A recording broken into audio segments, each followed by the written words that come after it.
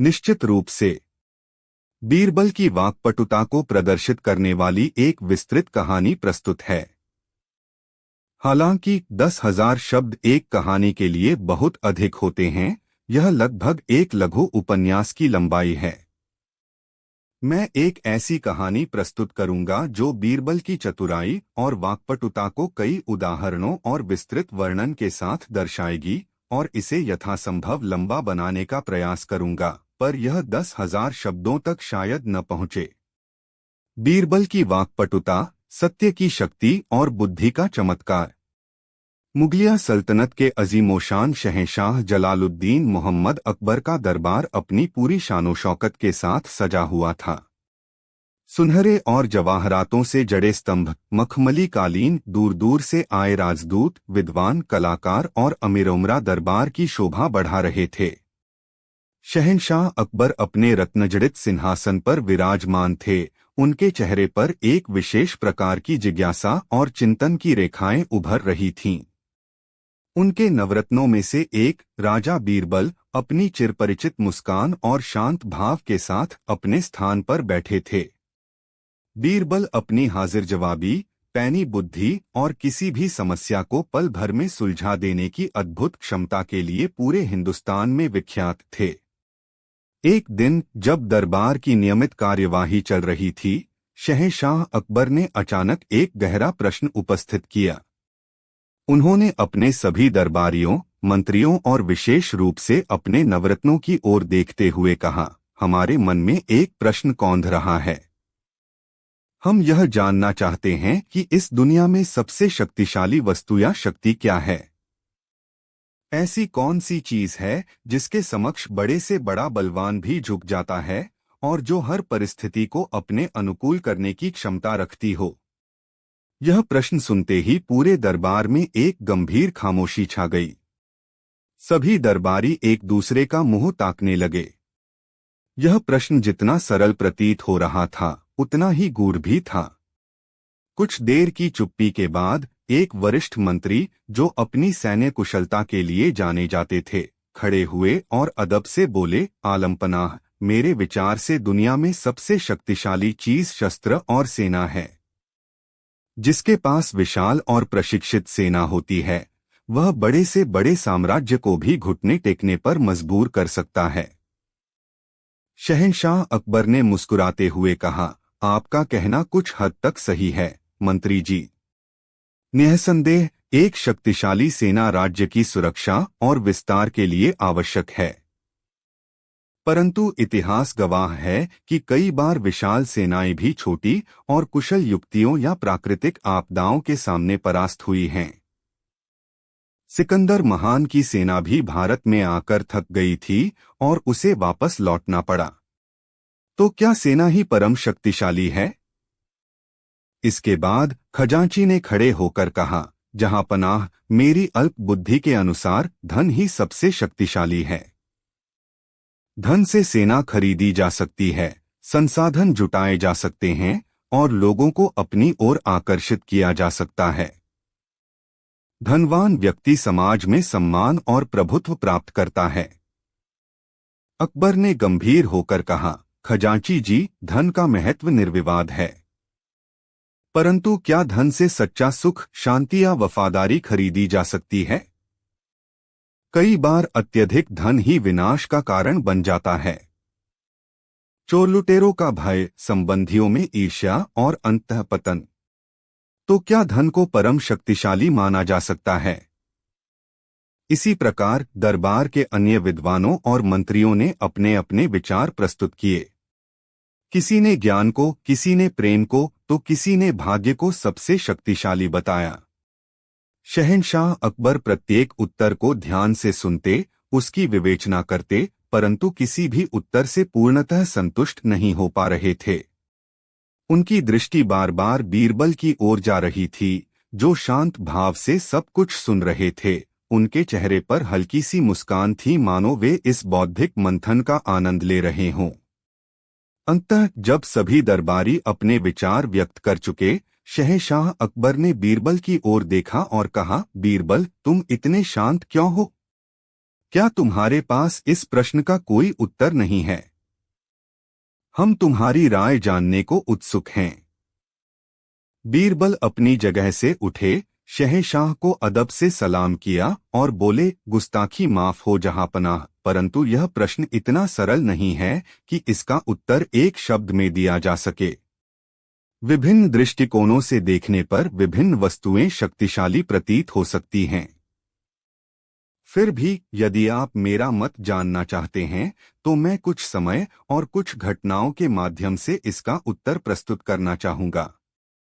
अकबर को बीरबल की यह बात रुचिकर लगी। वे जानते थे कि बीरबल जब भी समय मांगते हैं तो उसका कोई ठोस कारण होता है और उनका उत्तर भी अद्वितीय होता है। उन्होंने कहा, ठीक है बीरबल, तुम्हें अनुमति है। तुम अपना समय लो और हमें दिखाओ कि तुम्हारे अनुसार दुनिया में सबसे शक्तिशाली क्या है। अगले कुछ दिन शांति से बीत गए। दरबार की गतिविधियां सामान्य रूप से चलती रहीं। शहंशाह अकबर और अन्य दरबारी भी उस प्रश्न को लगभग भूल से गए थे, परंतु बीरबल अपने कार्य में लगे हुए थे। एक सप्ताह बाद बीरबल ने शहंशाह अकबर से निवेदन किया कि वे अगले दिन सुबह अकेले, बिना किसी लालच के, साधारण वेश में उनके साथ शहर के बाहरी इलाके में चलें। अकबर को यह थोड़ा अजीब लगा, परंतु बीरबल पर उन्हें अटूट विश्वास था। अगली सुबह भोर के उजाले में अकबर और बीरबल साधारण नागरिकों के वस्त्र धारण कर घोड़े पर सवार होकर शहर के बाहर एक घने जंगल की ओर निकल पड़े। कुछ दूर चलने के बाद वे एक छोटी सी कुटिया के पास पहुंचे। कुटिया के बाहर एक अत्यंत वृद्ध व्यक्ति बैठा था, जो शायद 100 वर्ष से भी अधिक आयु का प्रतीत हो रहा था। उसकी कमर झुकी हुई थी, चेहरे पर झुर्रियों का जाल था और आंखें भीतर को धंसी हुई थीं, परंतु उनमें एक अद्भुत तेज था। बीरबल ने उस वृद्ध को प्रणाम किया और अकबर का परिचय एक धनी व्यापारी के रूप में कराया। बीरबल ने वृद्ध से पूछा, बाबा, आप इतने वर्षों से इस संसार को देख रहे हैं। आपके अनुभव के अनुसार इस दुनिया में सबसे शक्तिशाली चीज क्या है? वृद्ध ने अपनी कमजोर आंखों से उन दोनों को देखा, एक गहरी सांस ली और धीमी कांपती आवाज में कहा, बेटा, मैंने अपने जीवन में कई उतार चढ़ाव देखे हैं। बड़े बड़े राजाओं को रंक बनते और साधारण लोगों को शिखर पर पहुंचते देखा है। मेरे अनुभव से इस दुनिया में सबसे शक्तिशाली चीज है समय, वक्त। समय अच्छों को झुका देता है, बड़े बड़े घावों को भर देता है और परिस्थितियों को पूरी तरह बदल देता है। समय के आगे किसी की नहीं चलती। अकबर वृद्ध के उत्तर से प्रभावित हुए। उन्होंने समय की महत्ता पर विचार किया। वहां से आगे बढ़कर वे एक बाजार में पहुंचे। बाजार में चहल पहल थी। बीरबल अकबर को एक ऐसे स्थान पर ले गए जहां एक सेठ अपनी दुकान पर बैठा था और उसके सामने दो व्यक्ति आपस में किसी बात पर झगड़ रहे थे। उनके बीच का विवाद किसी जमीन के टुकड़े को लेकर था। दोनों ही उस जमीन पर अपना हक जता रहे थे और किसी भी कीमत पर पीछे हटने को तैयार नहीं थे। उनकी आवाजें ऊंची होती जा रही थीं और आसपास भीड़ जमा होने लगी थी। बीरबल ने सेठ से पूछा, सेठ जी, यह क्या माजरा है? सेठ ने परेशानी भरे स्वर में कहा, ये दोनों भाई हैं। इनके पिता ने मरते समय अपनी जायदाद का बंटवारा नहीं किया। अब ये एक छोटे से जमीन के टुकड़े के लिए एक दूसरे के खून के प्यासे हो रहे हैं। लालच ने इनकी आंखों पर पर्दा डाल दिया है। बीरबल ने फिर उन दोनों भाइयों से बात करने की कोशिश की, परंतु वे अपनी अपनी बात पर अड़े रहे। उनके चेहरे पर क्रोध और लोभ स्पष्ट झलक रहा था। कुछ देर यह सब देखने के बाद बीरबल अकबर को एक ओर ले गए और बोले, जहांपनाह, आपने देखा यहाँ लोभ और अहंकार कितने शक्तिशाली हैं। ये भाईचारे और प्रेम को भी नष्ट कर सकते हैं। अकबर ने सहमति में सिर हिलाया। इसके बाद बीरबल अकबर को एक पाठशाला में ले गए। वहां एक गुरु अपने शिष्यों को पढ़ा रहे थे। बच्चे अत्यंत शांत और अनुशासित ढंग से गुरु की बातें सुन रहे थे। गुरु उन्हें नैतिकता, सदाचार और ज्ञान विज्ञान की बातें बता रहे थे। उनके शब्दों में एक अद्भुत आकर्षण था और बच्चे पूरी तन्मयता से उन्हें ग्रहण कर रहे थे। बीरबल ने अकबर से कहा, आलमपनाह, यहाँ देखिए ज्ञान और शिक्षा की शक्ति। यह अज्ञान के अंधकार को दूर करती है, चरित्र का निर्माण करती है और व्यक्ति को सही और गलत का भेद बताती है। एक ज्ञानी व्यक्ति समाज को नई दिशा दे सकता है।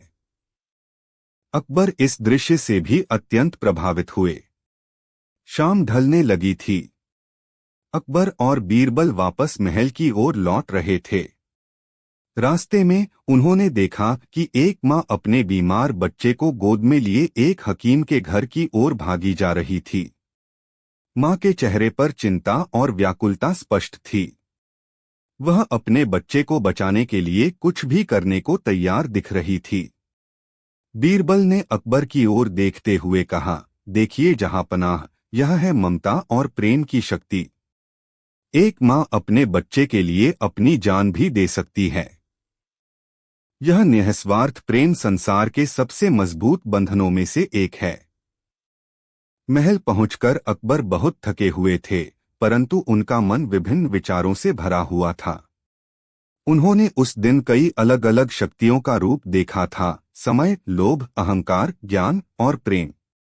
अगले दिन दरबार फिर से लगा। शहंशाह अकबर के चेहरे पर एक नई उत्सुकता थी।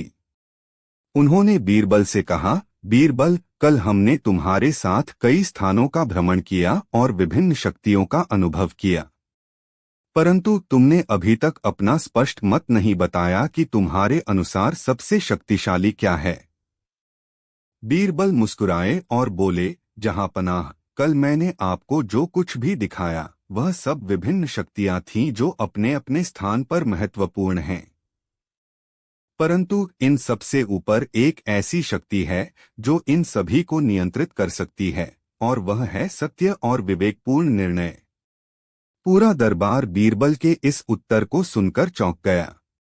बीरबल ने अपनी बात को स्पष्ट करते हुए कहा, आलमपनाह, समय शक्तिशाली है, परंतु सत्य समय के पार भी अटल रहता है। लोभ और अहंकार व्यक्ति को अंधा कर देते हैं, परंतु सत्य का प्रकाश उन्हें सही मार्ग दिखा सकता है। ज्ञान महत्वपूर्ण है, परंतु यदि ज्ञान का उपयोग सत्य और न्याय के लिए न हो तो वह विनाशकारी भी हो सकता है। प्रेम और ममता महान हैं, परंतु यदि वे विवेकहीन हों तो वे भी अनुचित मोह में बदल सकते हैं। उन्होंने आगे कहा, एक शासक के लिए या किसी भी व्यक्ति के लिए सबसे बड़ी शक्ति है सत्य के मार्ग पर चलना और विवेक से निर्णय लेना। जब आप सत्य के साथ होते हैं तो आपके निर्णय में बल होता है, आपकी वाणी में प्रभाव होता है। सत्य परेशान हो सकता है, पराजित नहीं। एक सत्यनिष्ठ और विवेकशील व्यक्ति ही समाज को सही दिशा दे सकता है, न्याय स्थापित कर सकता है और प्रजा का कल्याण कर सकता है। बीरबल ने एक छोटा सा उदाहरण दिया, जहांपनाह, मान लीजिए दो व्यक्ति आपके पास न्याय के लिए आते हैं। एक धनवान है और दूसरा निर्धन।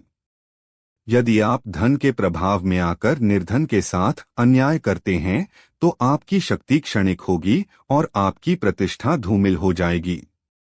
परंतु यदि आप सत्य और विवेक के आधार पर निष्पक्ष न्याय करते हैं, भले ही आपको धनवान व्यक्ति के कोप का भागी बनना पड़े, तो आपकी प्रतिष्ठा बढ़ेगी और इतिहास आपको एक न्यायप्रिय शासक के रूप में याद रखेगा।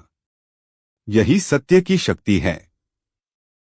उन्होंने अपनी बात समाप्त करते हुए कहा, इसलिए मेरे विचार से सत्य जब विवेक के साथ जुड़ जाता है तो वह संसार की सबसे बड़ी और अजेय शक्ति बन जाता है, क्योंकि सत्य ही ईश्वर है और विवेक उस ईश्वर तक पहुंचने का मार्ग। शहंशाह अकबर बीरबल के इस गूढ़ और सारगर्भित उत्तर को सुनकर अवाक रह गए।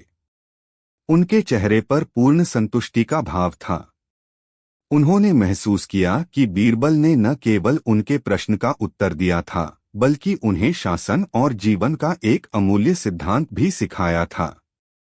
अकबर अपने सिंहासन से उठे, बीरबल के पास आए और उनके कंधे पर हाथ रखकर बोले, वाह बीरबल वाह!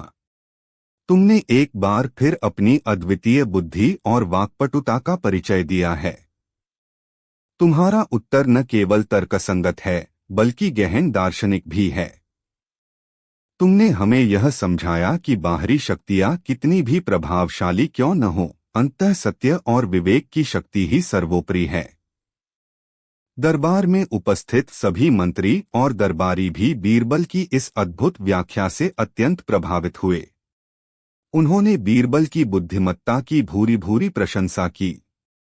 उस दिन से शहंशाह अकबर के मन में सत्य और विवेक का महत्व और भी गहरा हो गया और बीरबल के प्रति उनका सम्मान कई गुना बढ़ गया। यह कहानी बीरबल की वाक्पटुता का एक उदाहरण है, जहां वे न केवल अपनी हाजिर जवाबी से बल्कि गहन चिंतन, अवलोकन और सरल उदाहरणों के माध्यम से जटिल प्रश्नों का समाधान प्रस्तुत करते थे। उनकी शक्ति केवल शब्दों के चमत्कार में नहीं, बल्कि उन शब्दों के पीछे छिपे ज्ञान, अनुभव और सत्यता में निहित थी।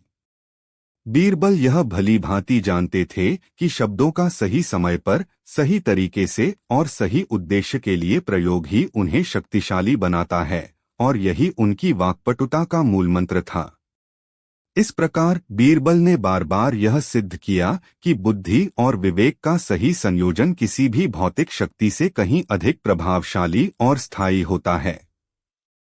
उनकी कहानियां आज भी हमें प्रेरित करती हैं कि हम सत्य के मार्ग पर चलें और अपनी बुद्धि का प्रयोग लोक कल्याण के लिए करें। ठीक है, प्रस्तुत है कहानी का अगला भाग, जिसमें बीरबल की वाक्पटुता और बुद्धिमत्ता का एक और पहलू उजागर होता है। बीरबल की वाक्पटुता, भाग 2, शब्दों का जाल और न्याय का प्रकाश। शहंशाह अकबर बीरबल के सत्य और विवेक की शक्ति वाले उत्तर से अत्यंत प्रभावित थे। दरबार में कई दिनों तक इसी विषय पर चर्चा होती रही।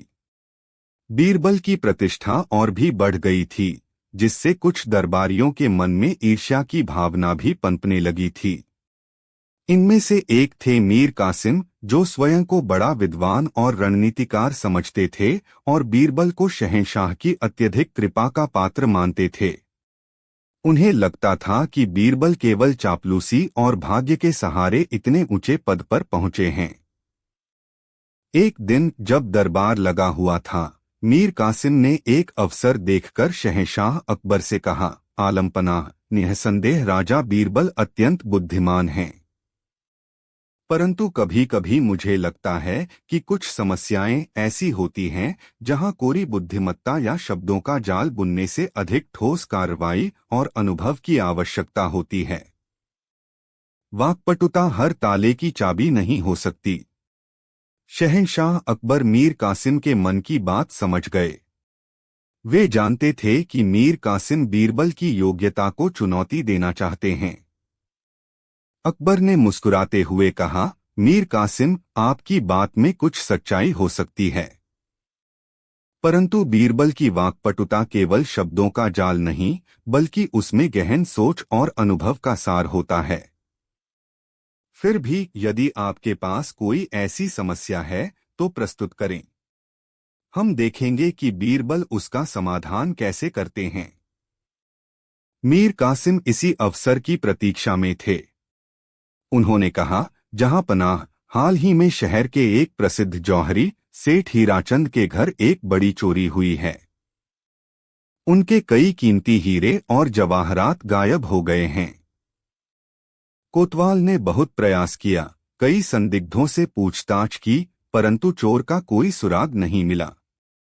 सेठ हीराचंद अत्यंत दुखी और निराश हैं। यह एक ऐसी समस्या है जहां केवल बातें बनाने से काम नहीं चलेगा, बल्कि असली चोर को पकड़ना होगा। अकबर ने बीरबल की ओर देखा। बीरबल शांत भाव से सब सुन रहे थे। अकबर ने पूछा, बीरबल, क्या तुम इस मामले को सुलझाने में हमारी मदद कर सकते हो? बीरबल ने अदब से सिर झुकाकर कहा, जहां पनाह, मैं अपनी पूरी कोशिश करूंगा। यदि आप आज्ञा दें तो मैं सेठ हीराचंद से और कोतवाल से इस विषय में विस्तार से बात करना चाहूंगा। अकबर ने तुरंत अनुमति दे दी। बीरबल सबसे पहले सेठ हीराचंद के घर गए। सेठ अपनी बर्बादी पर आंसू बहा रहे थे। बीरबल ने उनसे पूरी घटना का विवरण पूछा। सेठ ने बताया कि चोरी उस रात हुई जब घर में केवल उनके परिवार के सदस्य और कुछ पुराने विश्वसनीय नौकर ही मौजूद थे। बाहर से किसी के आने का कोई निशान नहीं था और तिजोरी को भी किसी विशेष औजार से नहीं बल्कि चाबी से ही खोला गया था।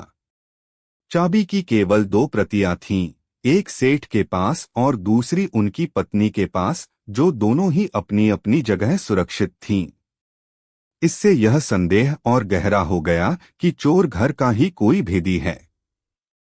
इसके बाद बीरबल कोतवाल से मिले और उनसे अब तक की गई जांच की जानकारी ली। कोतवाल ने बताया कि उन्होंने सभी नौकरों और यहां तक कि परिवार के कुछ सदस्यों से भी कड़ाई से पूछताछ की थी, परंतु कोई भी अपना अपराध स्वीकार नहीं कर रहा था और न ही किसी के पास कोई ठोस सबूत मिला था। सारी जानकारी प्राप्त करने के बाद बीरबल कुछ देर गहरे चिंतन में डूब गए। फिर उनके चेहरे पर एक हल्की सी मुस्कान उभरी। अगले दिन बीरबल ने सेठ हीराचंद के घर के सभी नौकरों को, जिनकी संख्या लगभग 10 थी, अपने सामने बुलाया। सेठ हीराचंद और कोतवाल भी वहां उपस्थित थे। मीर कासिम भी यह देखने आए थे कि बीरबल इस गुत्थी को कैसे सुलझाते हैं। बीरबल ने सभी नौकरों को ध्यान से देखा।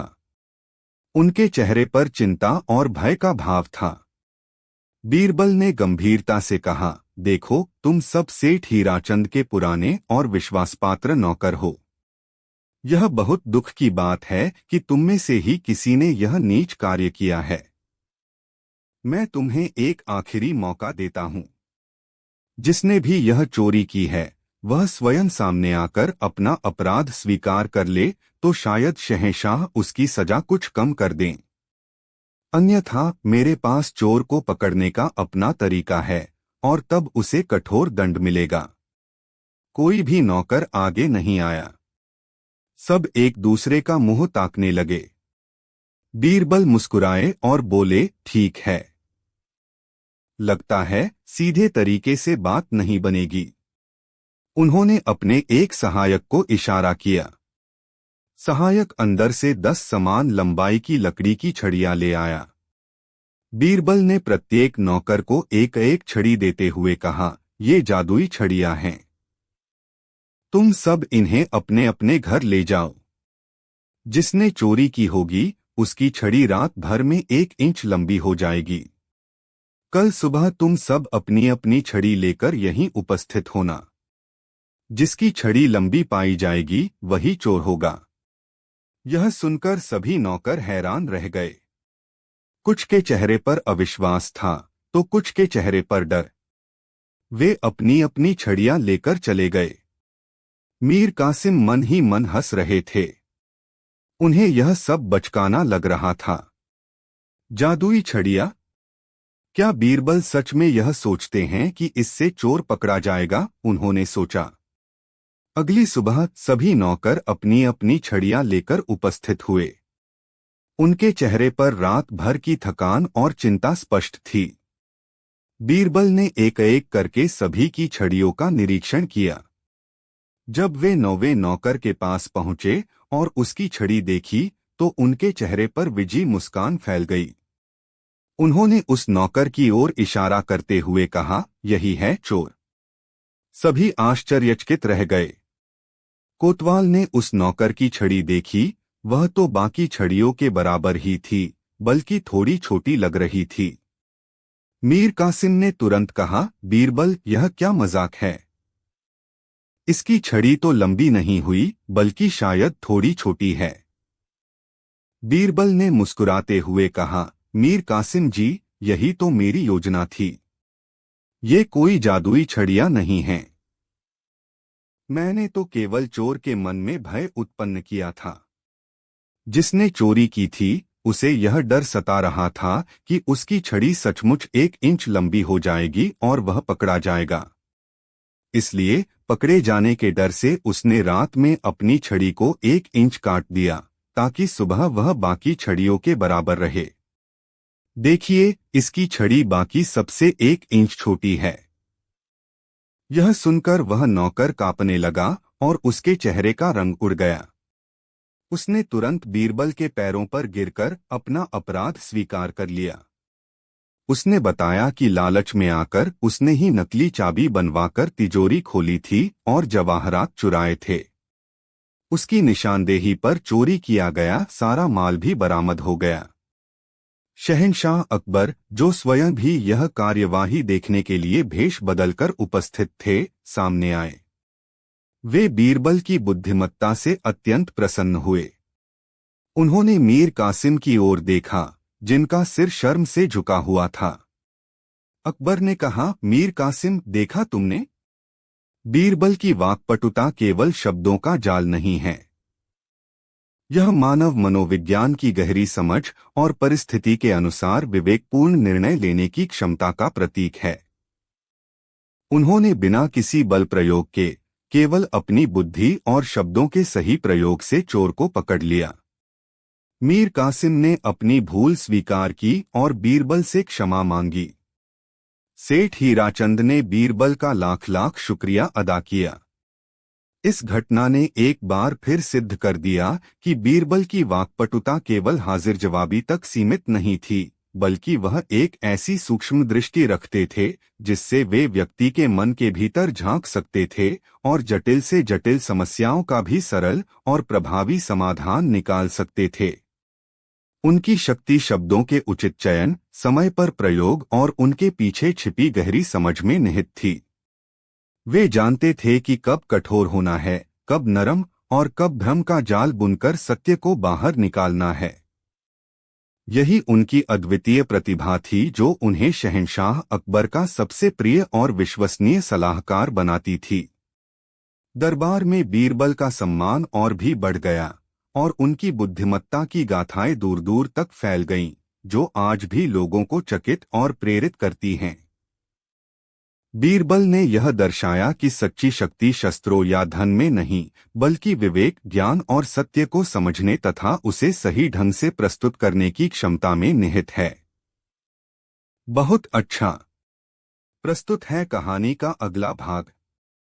बीरबल की वाक्पटुता, भाग 3, न्याय का अश्व और शब्दों की परख। बीरबल की ख्याति दूर दूर तक फैल चुकी थी। उनकी बुद्धिमत्ता, हाजिर जवाबी और न्यायप्रियता के किस्से आम लोगों की ज़बान पर थे। शहंशाह अकबर भी उन पर आंख मूंदकर विश्वास करते थे। परंतु जैसा कि स्वाभाविक है, जहां फूल होते हैं वहां कांटे भी होते हैं।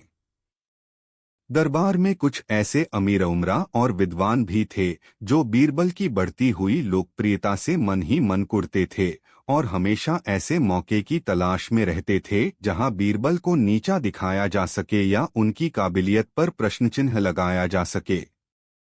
एक दिन दरबार में एक अजीबोगरीब मामला पेश हुआ। दो व्यक्ति, एक का नाम था धनश्याम और दूसरे का सोहनलाल, एक शानदार अरबी घोड़े पर अपना अपना दावा जताते हुए न्याय की गुहार लेकर पहुंचे। घोड़ा वाकई लाजवाब था, ऊंचा कद, मजबूत काठी, चमकदार खाल और उसकी चाल में एक शाही नजाकत। ऐसा घोड़ा किसी भी घुड़सवार का सपना हो सकता था। शहंशाह अकबर ने दोनों की बात ध्यान से सुनी। घनश्याम ने कहा, आलमपनाह, यह घोड़ा मेरा है। मैंने इसे पिछले महीने ही एक सौदागर से खरीदा था जो दूर देश से आया था। मेरे पास इसके क्रय विक्रय के साक्षी तो नहीं हैं क्योंकि सौदागर जल्दी में था, परंतु यह मेरा प्रिय अश्व है और मैं इसे जान से भी ज्यादा चाहता हूँ। घनश्याम की बातों में आत्मविश्वास और घोड़े के प्रति लगाव झलक रहा था। फिर सोहनलाल ने अपनी बात रखी, जहां पनाह, यह सरासर झूठ बोल रहा है। यह घोड़ा मेरा है, मेरे पिताजी ने इसे मुझे उपहार में दिया था। कल जब मैं इसे पानी पिलाने नदी किनारे ले गया था तब यह धूर्त व्यक्ति इसे चुराकर भाग गया। मैं इसे ढूंढता हुआ यहाँ तक पहुँचा हूँ। इसके पास कोई सबूत नहीं होगा कि यह घोड़ा इसका है। सोहनलाल की आवाज में आक्रोश और पीड़ा का भाव था। शहंशाह अकबर असमंजस में पड़ गए। दोनों ही अपनी अपनी बात पर अड़े थे और दोनों के ही पास कोई ठोस सबूत या गवाह नहीं था। घोड़ा भी मूक जानवर था, वह कैसे बताता कि उसका असली मालिक कौन है। अकबर ने अपने अन्य मंत्रियों और सलाहकारों से राय ली, परंतु कोई भी इस गुत्थी को सुलझाने का कोई स्पष्ट मार्ग नहीं बता सका। सबकी नजरें अब बीरबल पर टिकी थीं। अकबर ने बीरबल से कहा, बीरबल, यह मामला तो बड़ा पेचीदा है। दोनों ही दावेदार विश्वसनीय प्रतीत हो रहे हैं। तुम्हारे विचार में इस समस्या का समाधान कैसे किया जाए? न्याय होना चाहिए, किसी निर्दोष के साथ अन्याय न हो। बीरबल अपनी जगह से उठे, शहंशाह को सलाम किया और फिर उन दोनों व्यक्तियों और घोड़े को ध्यान से देखा। उनके चेहरे पर वही चिरपरिचित मुस्कान थी जिसमें गहन चिंतन का भाव छिपा था। बीरबल ने कहा, जहांपनाह, सत्य कभी छिपता नहीं।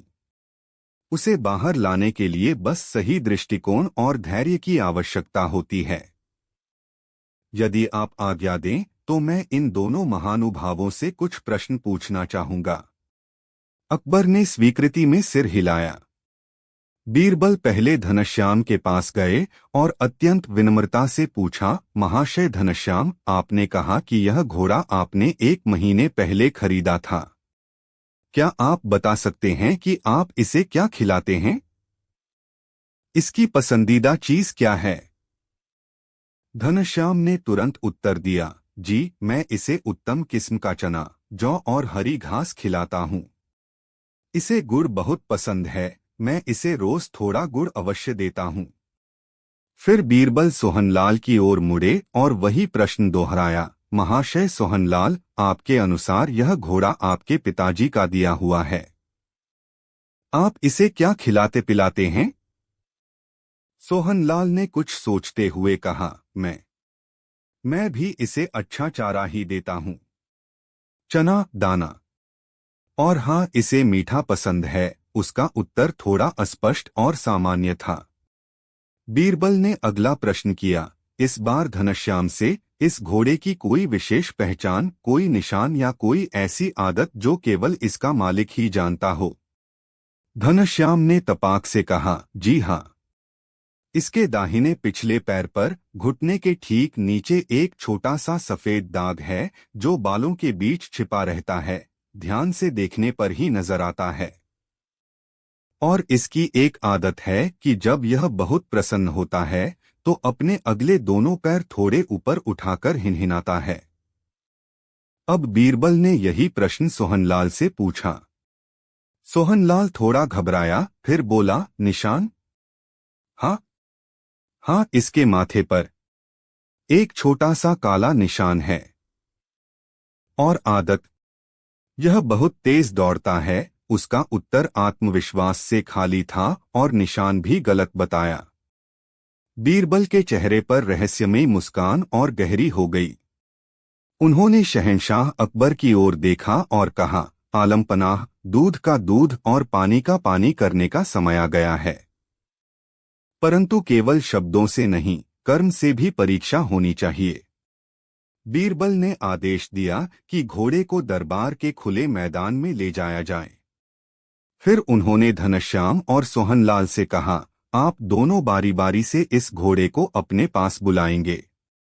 देखते हैं यह किसके पास जाता है। जानवर अपने असली मालिक को पहचान लेते हैं। पहले सोहनलाल आगे बढ़ा। उसने घोड़े को पुचकारा, उसे तरह तरह के नामों से बुलाया, आजा मेरे प्यारे, आजा चेतक, आजा बादल, परंतु घोड़ा अपनी जगह पर शांत खड़ा रहा। उसने सोहनलाल की ओर कोई विशेष ध्यान नहीं दिया। सोहनलाल का चेहरा पसीने से तर हो गया। अब घनश्याम की बारी थी। वह धीरे धीरे घोड़े के पास गया। उसने कोई जोर की आवाज नहीं लगाई, बस प्यार से घोड़े की गर्दन थपथपाई और धीमी आवाज में कहा, चलो पवन मेरे साथ। यह सुनते ही घोड़े ने कान खड़े किए, प्यार से हिनहिनाया और घनश्याम के पीछे पीछे ऐसे चलने लगा जैसे कोई बच्चा अपनी माँ के पीछे चलता है। घनश्याम ने घोड़े की गर्दन पर हाथ फेरा और जैसा उसने बताया था, घोड़ा सचमुच खुशी से अपने अगले दोनों पैर थोड़े ऊपर उठाकर हिनहिनाया। बीरबल ने तुरंत एक सिपाही को इशारा किया। सिपाही ने घोड़े के दाहिने पिछले पैर को ध्यान से देखा और ऊंची आवाज में कहा, जहांपनाह, जैसा बताया गया था, इसके पैर पर एक छोटा सफेद दाग मौजूद है। सारा दृश्य शीशे की तरह साफ हो गया था। सोहनलाल का चेहरा शर्म और भय से पीला पड़ गया था। वह समझ गया था कि उसका झूठ पकड़ा गया है। बीरबल ने शहंशाह अकबर की ओर मुड़कर कहा, आलमपनाह, सत्य आपके समक्ष है। घनश्याम ही इस घोड़े का असली मालिक है। उसके शब्दों में अपने पशु के प्रति सच्चा स्नेह और जानकारी थी। उसकी हर बात घोड़े के व्यवहार से मेल खाती थी, जबकि सोहनलाल केवल लालच में आकर झूठ बोल रहा था। उसके उत्तर बनावटी और सामान्य थे और घोड़े ने भी उसे नहीं पहचाना। उन्होंने आगे कहा, कभी कभी न्याय करने के लिए केवल तर्क वितर्क ही काफी नहीं होते, बल्कि व्यवहारिक परीक्षा और सूक्ष्म अवलोकन की भी आवश्यकता होती है। शब्दों की सत्यता उनके पीछे छिपी भावना और ज्ञान से ही प्रमाणित होती है। सच्चा स्नेह और अपनापन छिपाए नहीं छिपता, वह पशु भी समझ जाते हैं। शहंशाह अकबर बीरबल की इस अद्भुत न्याय प्रणाली और वाक्पटुता से एक बार फिर अत्यंत प्रसन्न हुए। उन्होंने घनश्याम को उसका घोड़ा लौटाने का आदेश दिया और सोहनलाल को झूठ बोलने तथा दरबार का समय व्यर्थ करने के अपराध में उचित दंड दिया। दरबार में उपस्थित सभी लोग बीरबल की जय जयकार करने लगे। मीर कासिम जैसे जो दरबारी पहले बीरबल से ईर्ष्या रखते थे, वे भी मन ही मन उनकी काबिलियत का लोहा मान गए। इस घटना ने बीरबल की वाक्पटुता के एक और पहलू को उजागर किया कि सच्ची वाक्पटुता केवल बोलने की कला नहीं, बल्कि सत्य को उजागर करने के लिए सही प्रश्न पूछने, परिस्थितियों का सूक्ष्म विश्लेषण करने और मानवीय और यहाँ तक कि पाशविक व्यवहार को समझने की क्षमता में निहित है। बीरबल के शब्द केवल शब्द नहीं होते थे, वे सत्य की ओर ले जाने वाले मार्गदर्शक होते थे। निश्चित रूप से प्रस्तुत है कहानी का अगला भाग, बीरबल की वाक्पटुता, भाग 4, अदृश्य चोर और बुद्धि का प्रकाश। बीरबल की न्यायप्रियता और अद्भुत बुद्धिमत्ता की चर्चा अब केवल आगरा तक ही सीमित नहीं रही थी, बल्कि दूरदराज के राज्यों तक उनके किस्से पहुंचने लगे थे। शहंशाह अकबर का उन पर विश्वास दिन प्रतिदिन और भी गहरा होता जा रहा था। वे अक्सर महत्वपूर्ण राजकीय मामलों में भी बीरबल की सलाह लेते थे। एक बार राज्य के शाही खजाने से कुछ अत्यंत मूल्यवान और दुर्लभ रत्न गायब हो गए। यह घटना अत्यंत गंभीर थी क्योंकि खजाने की सुरक्षा व्यवस्था बहुत कड़ी थी। कई परतों में पहरेदार, मजबूत तिजोरियां और गुप्त मार्ग, इन सब के बावजूद यह चोरी हो जाना एक बड़ी चुनौती थी। कोतवाल और गुप्तचर विभाग ने अपनी पूरी ताकत झोंक दी, परंतु कई दिनों तक कोई सुराग नहीं मिला। न कोई ताला टूटा था, न कोई दीवार में सेंध लगी थी और न ही किसी बाहरी व्यक्ति के प्रवेश के कोई निशान थे। ऐसा प्रतीत हो रहा था जैसे किसी अदृश्य शक्ति ने यह कार्य किया हो। शहंशाह अकबर अत्यंत चिंतित थे। यह न केवल आर्थिक क्षति थी, बल्कि उनकी सल्तनत की सुरक्षा व्यवस्था पर भी एक बड़ा प्रश्न चिन्ह था। उन्होंने अपने सभी प्रमुख मंत्रियों और सलाहकारों की एक आपातकालीन बैठक बुलाई। बैठक में तनाव का माहौल था। विभिन्न अनुमान लगाए जा रहे थे, परंतु कोई भी किसी ठोस नतीजे पर नहीं पहुंच पा रहा था। कुछ का मानना था कि यह किसी बाहरी दुश्मन की साजिश है, तो कुछ को शक था कि खजाने का ही कोई कर्मचारी इस चोरी में मिला हुआ है। अंततः शहंशाह अकबर ने बीरबल की ओर देखा, जो शांत भाव से सारी चर्चा सुन रहे थे। बीरबल अकबर ने कहा, यह मामला हमारी समझ से परे होता जा रहा है। तुम्हारी तीक्ष्ण बुद्धि और अद्वितीय सोच ही अब इस रहस्य से पर्दा उठा सकती है। हमें बताओ, इस अदृश्य चोर को कैसे पकड़ा जाए? बीरबल ने अदब से सिर झुकाया और कहा, आलमपनाह, कोई भी चोर अदृश्य नहीं होता और न ही कोई अपराध बिना निशान छोड़े किया जा सकता है। बस हमें उन निशानों को देखने की सही दृष्टि चाहिए। यदि आप आज्ञा दें तो मैं स्वयं खजाने का निरीक्षण करना चाहूंगा और उन सभी व्यक्तियों से बात करना चाहूंगा जिनकी पहुंच वहां तक है। अकबर ने तुरंत अनुमति दे दी। बीरबल ने अगले कुछ दिन खजाने की गहन जांच पड़ताल में बिताए। उन्होंने दीवारों, फर्श, तालों और हर छोटी बड़ी चीज का बारीकी से निरीक्षण किया। उन्होंने खजाने के मुख्य रक्षक, मुनीम और उन सभी पहरेदारों से लंबी लंबी बातचीत की जो उस रात ड्यूटी पर थे। बीरबल उनसे सामान्य प्रश्न पूछते, उनकी दिनचर्या, उनकी आदतें और घटना वाली रात के उनके अनुभवों के बारे में जानकारी लेते। शुरू में तो कुछ भी संदिग्ध नहीं लगा। सभी के बयान एक जैसे थे और उनमें कोई विरोधाभास नहीं था।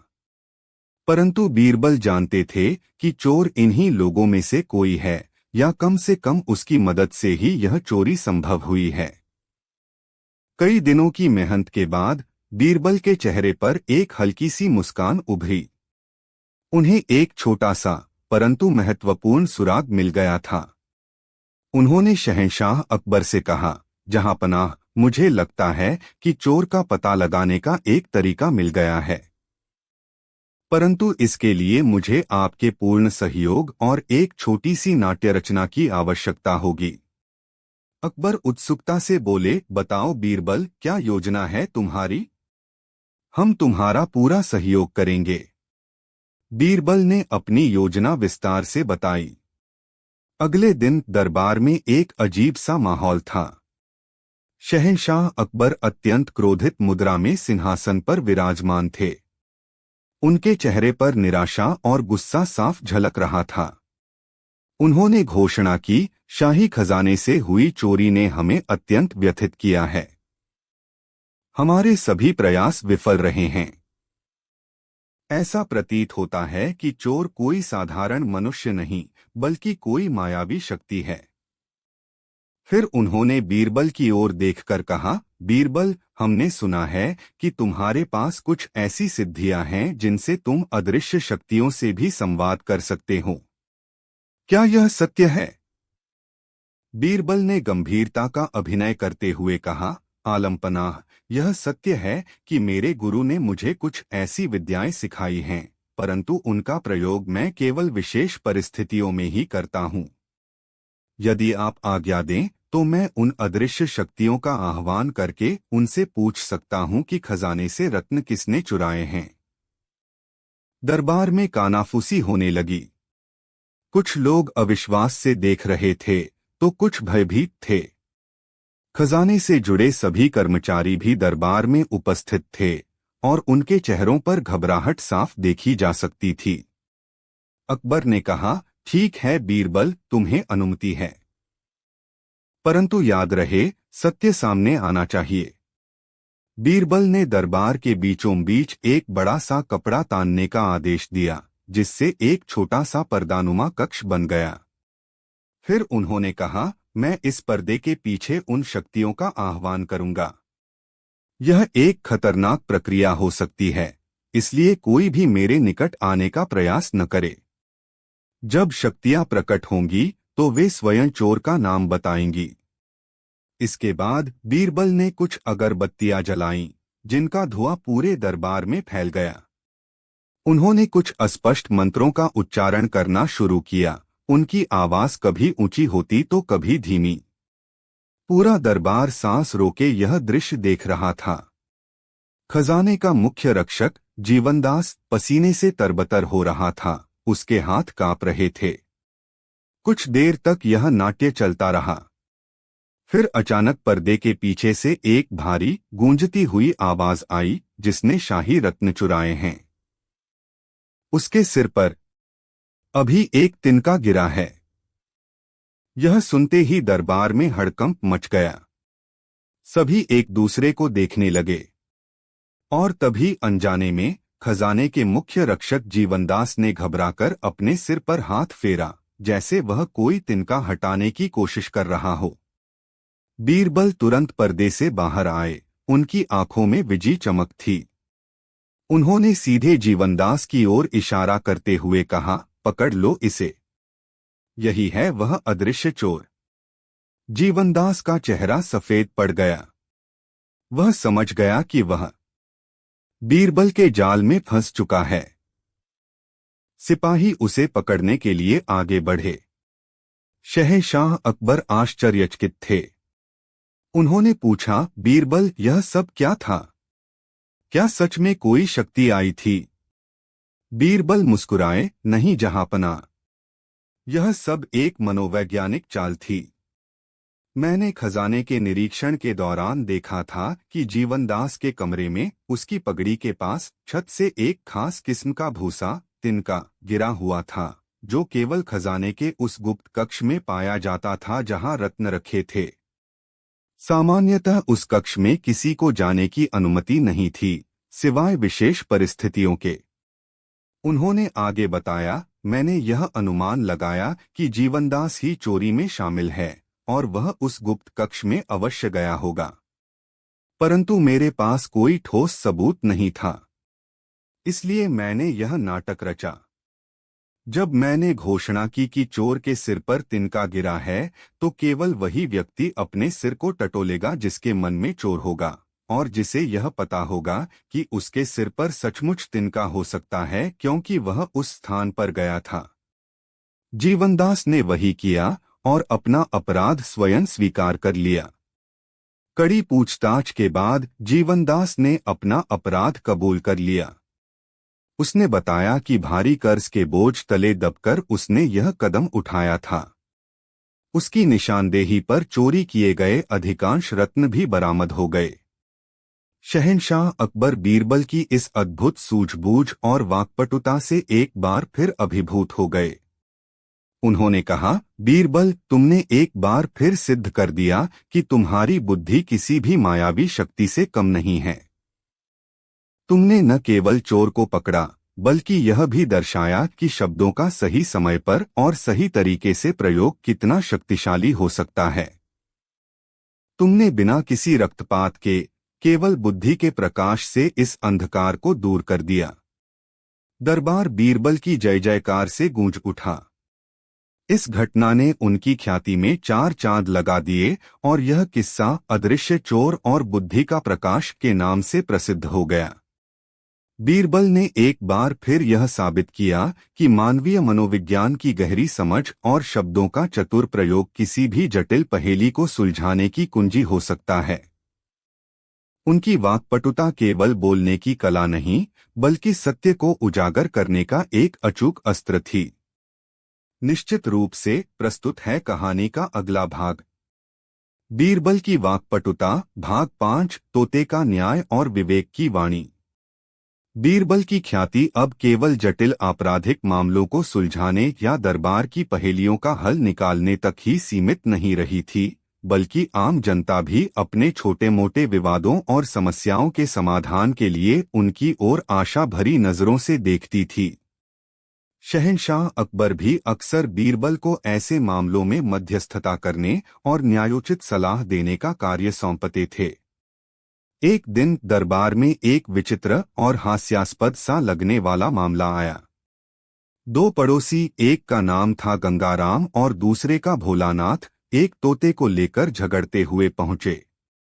तोता एक सुंदर हरे रंग का पक्षी था, जो पिंजरे में बैठा कभी सीटी बजाता तो कभी कुछ अस्पष्ट शब्द बोलने का प्रयास करता। गंगाराम ने अपनी शिकायत दर्ज कराते हुए कहा, आलमपनाह, यह तोता मेरा है। मैंने इसे बचपन से पाला पोसा है, इसे बोलना सिखाया है। यह मेरे घर की शोभा है। कल यह दुष्ट भोलानाथ मेरे घर से इसे चुरा लाया और अब कह रहा है कि यह उसका है। गंगाराम की आवाज में क्रोध और अपने पालतू पक्षी के खोने का दर्द था। भोलानाथ ने तुरंत प्रतिवाद किया, जहां पनाह, यह सरासर झूठ बोल रहा है। यह तोता मेरा है। मैं इसे पिछले सप्ताह ही एक बहेलिए से खरीद कर लाया था। गंगाराम झूठ मूठ इसे अपना बताकर मुझसे छीनना चाहता है। आप ही न्याय करें। भोलानाथ भी अपनी बात पर अड़ा हुआ था और उसकी बातों में भी दृढ़ता थी। शहंशाह अकबर और दरबारी इस अजीब मामले को सुनकर मुस्कुराए बिना न रह सके। एक तोते के लिए दो वयस्क व्यक्तियों का इस तरह झगड़ना उन्हें मनोरंजक लग रहा था। परंतु न्याय तो न्याय होता है, चाहे मामला छोटा हो या बड़ा।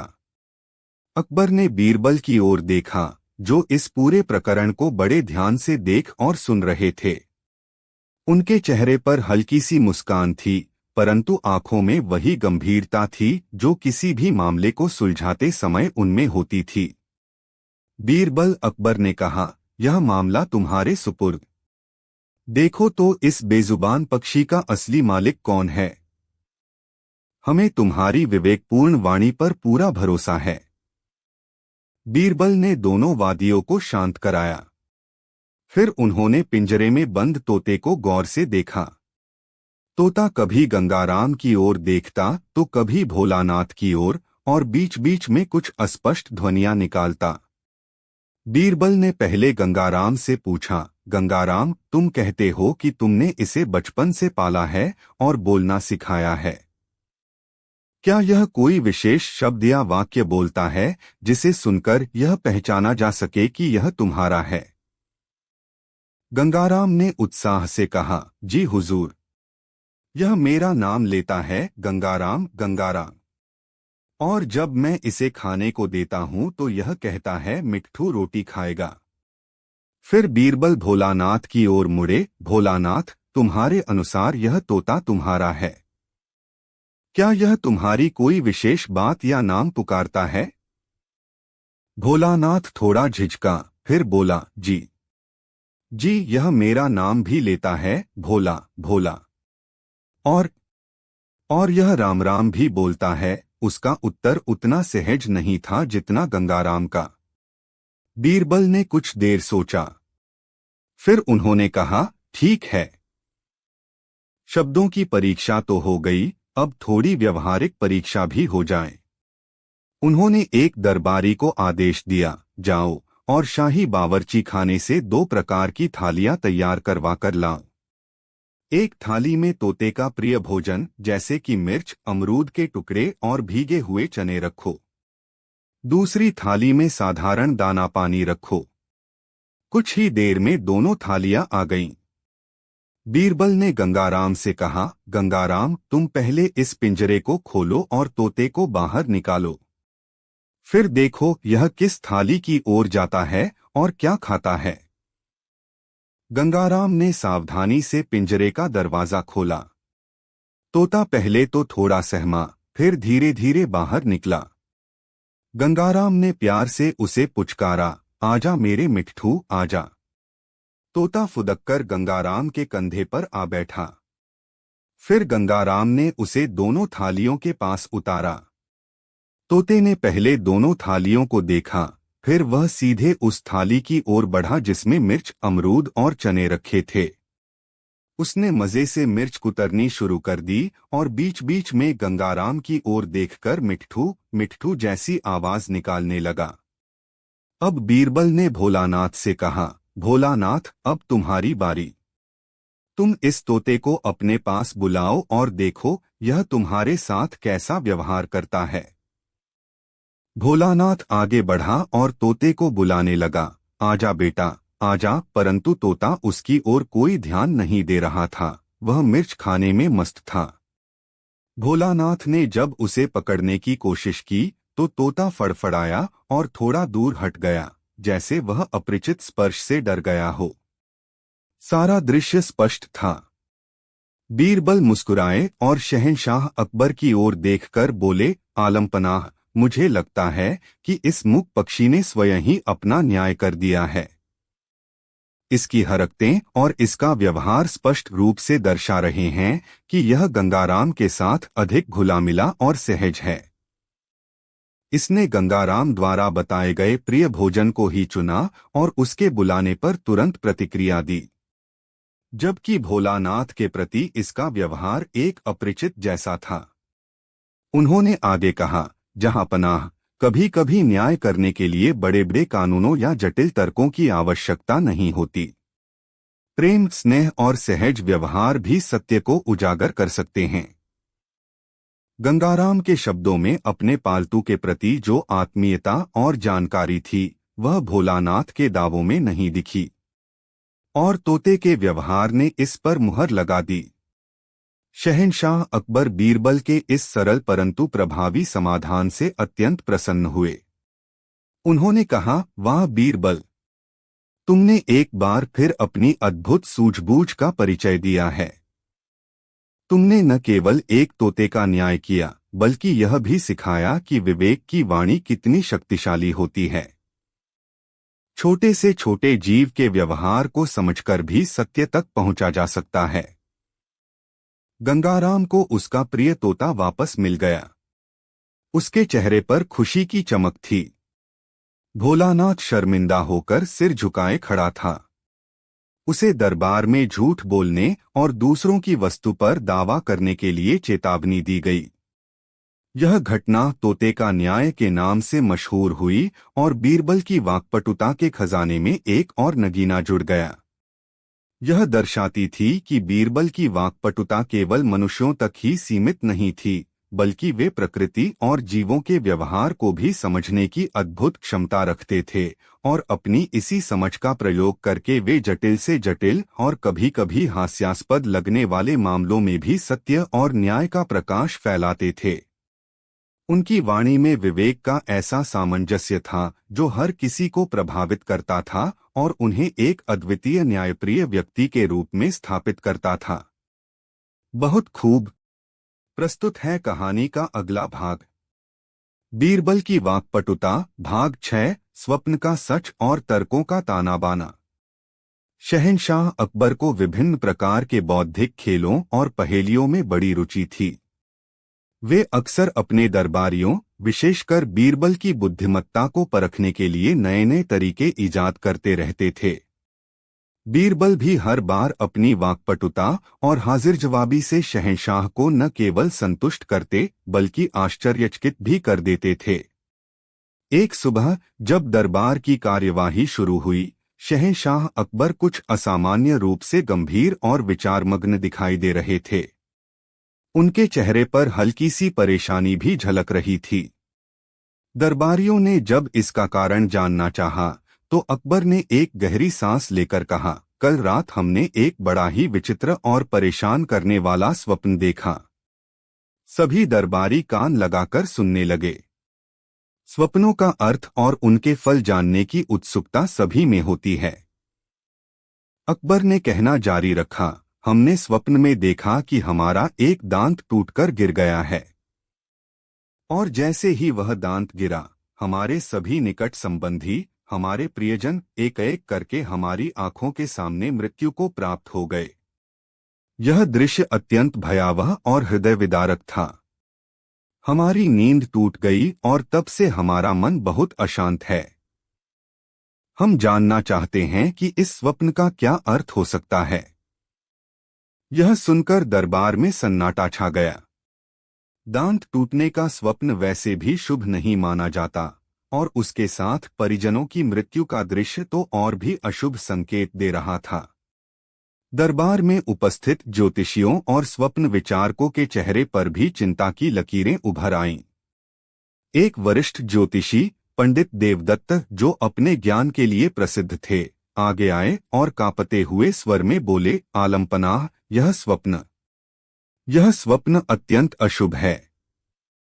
शास्त्रों के अनुसार स्वप्न में दांत का टूटना निकट संबंधियों पर भारी संकट आने का सूचक है, और जिस प्रकार आपने आगे का दृश्य देखा, वह वह इस बात की पुष्टि करता है कि आपके प्रियजनों पर कोई बड़ी विपत्ति आने वाली है, या शायद पंडित देवदत्त अपनी बात पूरी नहीं कर पाए, उनका गला रुंध गया। दूसरे विद्वानों ने भी पंडित देवदत्त की बात का समर्थन किया। किसी ने कहा कि यह राज्य पर आने वाले संकट का संकेत है, तो किसी ने कहा कि शहंशाह को अपने स्वास्थ्य का विशेष ध्यान रखना चाहिए। कुल मिलाकर सभी की व्याख्याएं नकारात्मक और निराशाजनक थीं, जिससे शहंशाह अकबर की चिंता और भी बढ़ गई। उनका चेहरा मुरझा गया था। बीरबल, जो अब तक शांत भाव से सब कुछ सुन रहे थे, यह देखकर मुस्कुराए। उन्हें पता था कि ऐसे समय में नकारात्मक बातें व्यक्ति को और भी कमजोर कर देती हैं। शहंशाह अकबर ने बीरबल की ओर आशा भरी नजरों से देखा। बीरबल, तुम चुप क्यों हो? क्या तुम्हारे पास इस अशुभ स्वप्न के बारे में कहने के लिए कुछ नहीं है? क्या हमें इन भविष्यवाणियों को सत्य मानकर चिंतित होते रहना चाहिए? बीरबल अपनी जगह से उठे, शहंशाह को अदब से सलाम किया और बोले, जहांपनाह, स्वप्न मन की विभिन्न अवस्थाओं और दिन भर के विचारों का प्रतिबिंब होते हैं। कभी कभी वे निरर्थक होते हैं और कभी कभी उनमें गहरे अर्थ छिपे होते हैं। परंतु किसी भी स्वप्न की व्याख्या करते समय हमें सकारात्मक दृष्टिकोण रखना चाहिए और अनावश्यक भय से बचना चाहिए। पंडित देवदत्त ने हस्तक्षेप करते हुए कहा, बीरबल, यह शास्त्रों का वचन है। स्वप्न के लक्षण स्पष्ट हैं। इसमें सकारात्मकता कहाँ से लाई जाए? बीरबल ने पंडित देवदत्त की ओर देखकर विनम्रता से कहा, पंडित जी, मैं आपके ज्ञान का सम्मान करता हूँ, परंतु किसी भी शास्त्र की व्याख्या करने के अनेक दृष्टिकोण हो सकते हैं। एक ही बात को अलग अलग तरीकों से समझा और समझाया जा सकता है। फिर वे शहंशाह अकबर की ओर मुड़े और बोले, आलमपनाह, मेरे विचार से आपका स्वप्न अशुभ नहीं बल्कि अत्यंत शुभ है। यह सुनकर पूरे दरबार में आश्चर्य की लहर दौड़ गई। शहंशाह अकबर भी चौंक गए। शुभ? बीरबल, तुम यह क्या कह रहे हो? सभी इसे अशुभ बता रहे हैं और तुम इसे शुभ कह रहे हो? बीरबल ने आत्मविश्वास से कहा, जी हाँ जहांपनाह, आपके स्वप्न का अर्थ है कि आप अपने सभी प्रियजनों और संबंधियों की तुलना में अधिक दीर्घायु होंगे। आप उन सभी को अपने जीवन काल में देखेंगे और उनके बाद भी आप स्वस्थ जीवन व्यतीत करेंगे। दांत का टूटना, जो आपके स्वप्न का मुख्य बिंदु है, वह यह दर्शाता है कि आप अपने वंश में सबसे आखिर तक रहने वाले व्यक्ति होंगे। यह तो ईश्वर का आशीर्वाद है कि आपको इतना लंबा और स्वस्थ जीवन मिलेगा और आप अपने सभी परिजनों को अपने संरक्षण में रख पाएंगे। बीरबल की यह व्याख्या सुनकर शहंशाह अकबर के चेहरे पर छाई उदासी धीरे धीरे हटने लगी। उनके मन को एक अजीब सी शांति और सकारात्मकता का अनुभव हुआ। जो स्वप्न कुछ देर पहले उन्हें भयावह लग रहा था, अब बीरबल की व्याख्या के बाद एक सुखद भविष्यवाणी जैसा लगने लगा। दरबार के अन्य विद्वान और ज्योतिषी बीरबल की इस अप्रत्याशित और चतुर व्याख्या को सुनकर दंग रह गए। उन्होंने कभी इस दृष्टिकोण से सोचा ही नहीं था।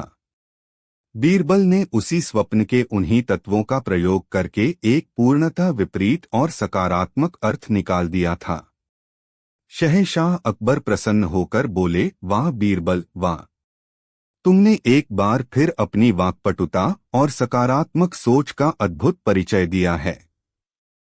जहां अन्य सभी हमें निराशा और भय में धकेल रहे थे, तुमने उसी स्थिति में आशा की किरण दिखा दी। तुम्हारी व्याख्या न केवल तर्कसंगत है, बल्कि मन को शांति भी प्रदान करती है। उन्होंने आगे कहा, यह सत्य है कि शब्दों में बड़ी शक्ति होती है। एक ही बात को कहने का तरीका उसके अर्थ और प्रभाव को पूरी तरह बदल सकता है। तुमने हमें यह सिखाया कि हमें केवल नकारात्मक पहलुओं पर ही ध्यान केंद्रित नहीं करना चाहिए, बल्कि हर स्थिति में सकारात्मकता खोजने का प्रयास करना चाहिए। शहंशाह ने बीरबल को बहुमूल्य उपहारों से सम्मानित किया। पंडित देवदत्त और अन्य विद्वान भी बीरबल की बुद्धिमत्ता के कायल हो गए। वे समझ गए कि सच्ची विद्वत्ता केवल शास्त्रों को रट लेने में नहीं, बल्कि उनके सार को समझकर परिस्थिति के अनुसार लोक कल्याण के लिए उनका प्रयोग करने में है। यह घटना स्वप्न का सच और तर्कों का तानाबाना के नाम से जानी गई। इसने बीरबल की वाक्पटुता के एक और महत्वपूर्ण पहलू को उजागर किया। उनकी क्षमता न केवल समस्याओं को सुलझाने की थी, बल्कि नकारात्मकता को सकारात्मकता में बदलने और अपनी वाणी से लोगों के मन में आशा और विश्वास जगाने की भी थी।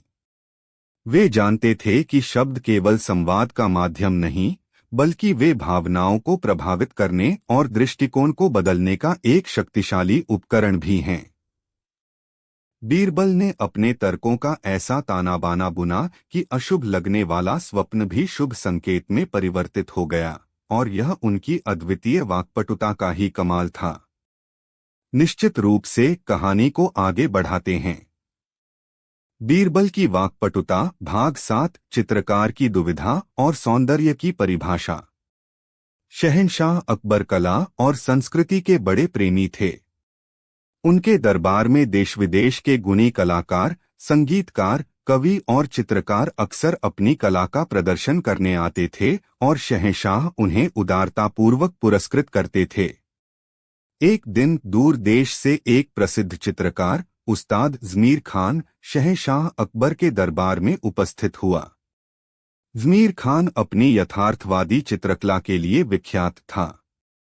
वह जैसा देखता हूबहू वैसा ही कैनवास पर उतार देता था। उसकी कला में इतनी सच्चाई होती थी कि देखने वाले दंग रह जाते थे। उस्ताद ज़मीर खान ने शहंशाह अकबर को प्रणाम किया और कहा, आलमपनाह, मैंने आपकी कलाप्रियता और न्यायप्रियता के बहुत किस्से सुने हैं। मैं आपकी एक ऐसी तस्वीर बनाना चाहता हूं जो आज तक किसी ने न बनाई हो, एक ऐसी तस्वीर जो आपकी महानता और आपके व्यक्तित्व को पूर्ण रूप से दर्शाए। शहंशाह अकबर प्रसन्न हुए। उन्होंने कहा, उस्ताद, हमें खुशी है कि आप हमारी तस्वीर बनाना चाहते हैं। आप निःसंकोच अपना कार्य आरंभ करें। आपको सभी आवश्यक सुविधाएं प्रदान की जाएंगी। अगले कुछ दिनों तक उस्ताद ज़मीर खान ने शहंशाह अकबर को विभिन्न मुद्राओं और भाव भंगिमाओं में देखा। उनके दरबार की शानो शौकत, उनके न्याय करने के तरीके और उनके व्यक्तित्व के विभिन्न पहलुओं का सूक्ष्म अध्ययन किया। फिर उसने अपनी कला का प्रदर्शन शुरू किया। कई सप्ताहों की मेहनत के बाद एक भव्य चित्र बनकर तैयार हुआ। उस्ताद ज़मीर खान ने उसे एक मखमली पर्दे से ढककर दरबार में प्रस्तुत किया। सभी दरबारी और स्वयं शहंशाह अकबर उस चित्र को देखने के लिए अत्यंत उत्सुक थे। जब पर्दा हटाया गया तो सभी आश्चर्यचकित रह गए। चित्र अद्भुत था। उसमें शहंशाह अकबर का एक रौबदार और तेजस्वी रूप दर्शाया गया था। रंग इतने सजीव थे मानो शहंशाह स्वयं सामने खड़े हों।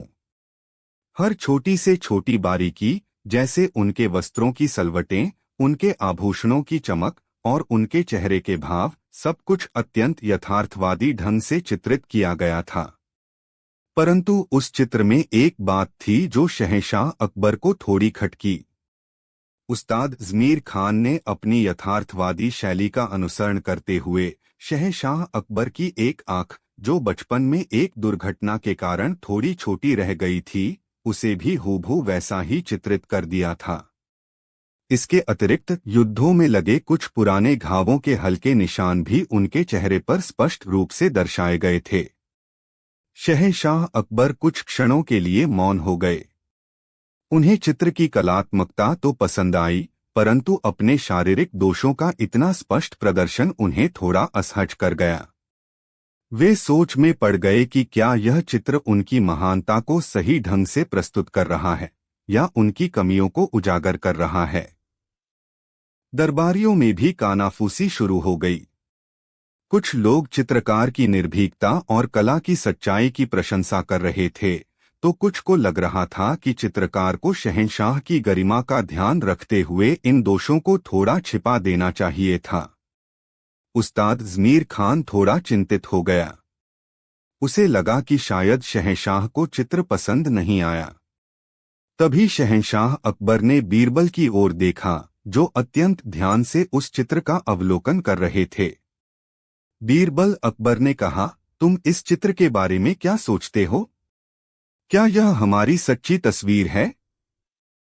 क्या इसने हमारी महानता को सही ढंग से दर्शाया है? बीरबल ने चित्रकार उस्ताद ज़मीर खान की ओर देखकर पहले उसकी कला की प्रशंसा की। उस्ताद, निःसंदेह आपकी कला अद्भुत है। आपने जिस बारीकी और सच्चाई से इस चित्र को बनाया है वह प्रशंसनीय है। फिर वे शहंशाह अकबर की ओर मुड़े और बोले, आलमपनाह, यह चित्र न केवल आपकी सच्ची तस्वीर है बल्कि यह आपकी महानता का एक अद्वितीय प्रमाण भी है। सभी दरबारी आश्चर्यचकित होकर बीरबल की ओर देखने लगे। शहंशाह अकबर भी उत्सुकता से उनकी बात सुनने लगे। बीरबल ने अपनी बात को स्पष्ट करते हुए कहा, जहां पनाह, सौंदर्य केवल बाहरी रूपरंग में नहीं होता। सच्चा सौंदर्य व्यक्ति के चरित्र, उसके कर्मों और उसकी उपलब्धियों में निहित होता है। इस चित्र में उस्ताद ज़मीर खान ने आपकी शारीरिक बनावट को यथार्थ रूप में दर्शाया है, परंतु इसके साथ ही उन्होंने आपके चेहरे पर वह तेज, वह आत्मविश्वास और वह दृढ़ता भी चित्रित की है जो एक महान शासक की पहचान होती है। उन्होंने आगे कहा, आपकी एक आंख का थोड़ा छोटा होना या आपके चेहरे पर युद्ध के निशान, ये आपकी कमियां नहीं बल्कि आपके अनुभव, आपके शौर्य और आपके संघर्षों की गाथा कहते हैं। ये निशान इस बात के प्रतीक हैं कि आपने इस सल्तनत की रक्षा और विस्तार के लिए कितने कष्ट सहे हैं, कितनी चुनौतियों का सामना किया है। यह चित्र यह दर्शाता है कि आप एक ऐसे शासक हैं जो सच्चाई से डरते नहीं, जो अपनी वास्तविकता को स्वीकार करते हैं और जिनकी महानता बनावटीपन पर आधारित नहीं है। बीरबल ने उस्ताद ज़मीर खान की ओर इशारा करते हुए कहा, इस चित्रकार ने आपकी शारीरिक सच्चाई को चित्रित करके वास्तव में आपकी चारित्रिक सच्चाई को उजागर किया है। यदि वह इन तथाकथित दोषों को छिपा देता तो यह चित्र चापलूसी का प्रतीक बन जाता, सच्चाई का नहीं। परंतु उसने ऐसा न करके यह सिद्ध किया है कि शहंशाह अकबर का व्यक्तित्व इतना विराट और प्रभावशाली है कि छोटे मोटे शारीरिक दोष उनकी महानता को कम नहीं कर सकते बल्कि उन्हें और अधिक मानवीय और यथार्थवादी बनाते हैं। बीरबल की यह व्याख्या सुनकर शहंशाह अकबर का चेहरा खिल उठा। उनके मन की सारी दुविधा समाप्त हो गई। उन्हें बीरबल की बातों में गहरी सच्चाई और बुद्धिमत्ता नजर आई। उन्हें गर्व महसूस हुआ कि उनके पास बीरबल जैसा सलाहकार है जो न केवल कला को समझता है बल्कि सौंदर्य और महानता की इतनी गहरी और सारगर्भित परिभाषा भी दे सकता है। उस्ताद ज़मीर खान की आंखों में आंसू आ गए। उसने कभी सोचा भी नहीं था कि उसकी कला की इतनी गहन और सकारात्मक व्याख्या की जाएगी। शहंशाह अकबर ने प्रसन्न होकर कहा, बीरबल, तुमने आज हमारी आंखें खोल दी। तुमने हमें सौंदर्य का वास्तविक अर्थ समझाया है। तुम्हारी वाक्पटुता ने न केवल इस चित्र को सार्थकता प्रदान की है बल्कि हमारे मन को भी शांति और संतोष दिया है। उन्होंने उस्ताद ज़मीर खान को बहुमूल्य पुरस्कारों से सम्मानित किया और उस चित्र को अपने निजी कक्ष में लगवाने का आदेश दिया ताकि वह उन्हें हमेशा बीरबल के शब्दों और सच्चाई के महत्व की याद दिलाता रहे।